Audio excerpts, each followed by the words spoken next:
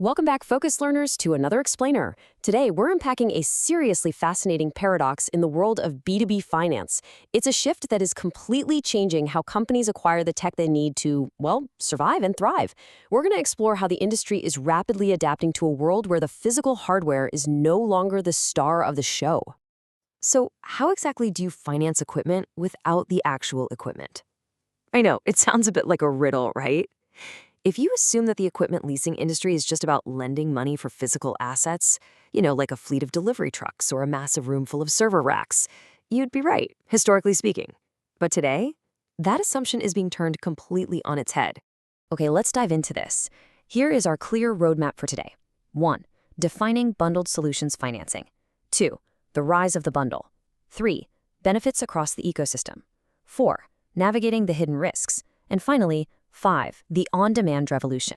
All right, kicking things off with Section 1, defining bundled solutions financing. Let's lay the groundwork. Bundled Solutions Financing, or BSF for short, is the financing of physical equipment right alongside what we call soft costs. Think software licenses, professional installation, ongoing maintenance, and managed IT services. You see, technology has shifted away from those simple cash-and-carry physical products. Businesses today don't just want a standalone server. They want a complex, integrated IT solution. And so, the financing has to adapt to cover all of these intangible pieces in one nice, neat package. And this brilliantly illustrates the difference. On the traditional side, you finance hard assets, servers, computers, the physical metal. That's pretty much it. But a bundled solution, it takes that hardware and wraps it in a thick layer of soft costs. The software that runs it, the services to maintain it, even the training for the staff who are actually going to use it. It is a complete paradigm shift from financing an object to financing an outcome. Now, what's really interesting here is how BSF maps the money to the timeline. It isn't just a one-and-done transaction at the point of sale anymore.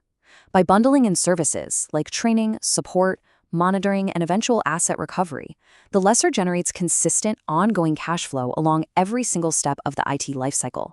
From the second the technology is acquired to the day it's ultimately upgraded, the financial provider remains deeply embedded in the customer's daily operations.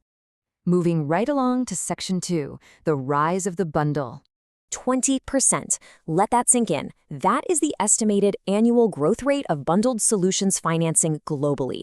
To give you some context on just how massive that really is, the growth rate for traditional hardware-only financing deals is sitting at a pretty meager 4%. Bundled financing is absolutely eclipsing the old-school model. And if you're wondering why, well, the breakdown of U.S. commercial tech spending explains exactly why this is happening. A massive 72% is entirely dedicated to software and IT services.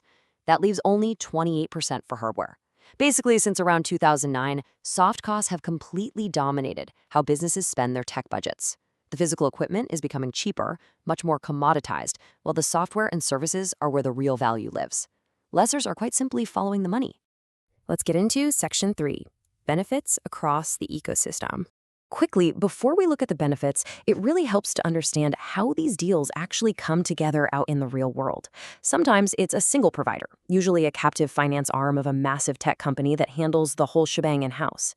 More commonly, it involves multiple providers, where a bank or an independent lessor networks with various hardware and software vendors to stitch the whole deal together. And finally, you have outsourcing arrangers. These are third-party coordinators who expertly manage the entire complex web on behalf of the financing source. So the crucial point here is how these delivery models create a true win-win-win scenario for absolutely everyone at the table. For the financial arranger, it means predictable long-term revenue streams and a much deeper, almost consulting-like relationship with the client. For the technology vendor, it means locking in sales, boosting immediate cash flow, and defending their products against becoming cheap commodities. And for the customer, this is huge. They get to overcome strict capital expenditure limits by smoothing out massive upfront IT costs into highly manageable monthly operating expenses. They get the tech they need without breaking the bank. You can actually see this ecosystem play out perfectly with heavy hitters like HP. Their global operating model strategically converges hardware, like PCs, servers, and storage, and then layers proprietary software and global services right on top. By controlling that entire stack, they can offer these incredibly lucrative bundled packages that are highly customized, extremely sticky for the customer, and of course, highly profitable. Which brings us to Section 4, navigating the hidden risks. As one industry executive noted in the source material, there is margin in mystery. Because a bundled solution is highly customized with lots of interconnected soft costs, it's really hard for a customer to price shop it against competitors. That gives the leaser fantastic pricing flexibility. But that mystery cuts both ways. Financing soft costs means setting upfront residual values for things like software and services that might have literally zero resale value at the end of the term. If you miscalculate the residual value of a service contract today, you could face millions in write-downs tomorrow. It's definitely a double-edged sword. Then there is the reputation risk, which is perfectly captured by this wildly punchy quote, "Customers want one neck to choke, yours." When a customer buys a bundled solution, they see one single provider. If a third-party software vendor drops the ball, or an installation team fails to deliver, the customer isn't going to sit there and parse the fine print to figure out who is at fault. Nope, they are going to blame the lessor who arranged the bundle. Your brand's reputation is entirely at the mercy of your third-party partner's competence. The industry actually has a famous cautionary tale about exactly this, the Norwegian's bankruptcy. Traditionally, lessors rely on a hell or high water clause. It's a legal provision stating the customer absolutely must pay the lease no matter what, come hell or high water, even if the equipment breaks or the services fail. But when Norwegians failed to deliver the services attached to their telecom hardware, customers just stopped paying. Even with those ironclad legal clauses in place, lessors faced massive public backlash, lawsuits, and devastating reputation damage. It proved that a legal shield definitely does not protect you from a public relations disaster.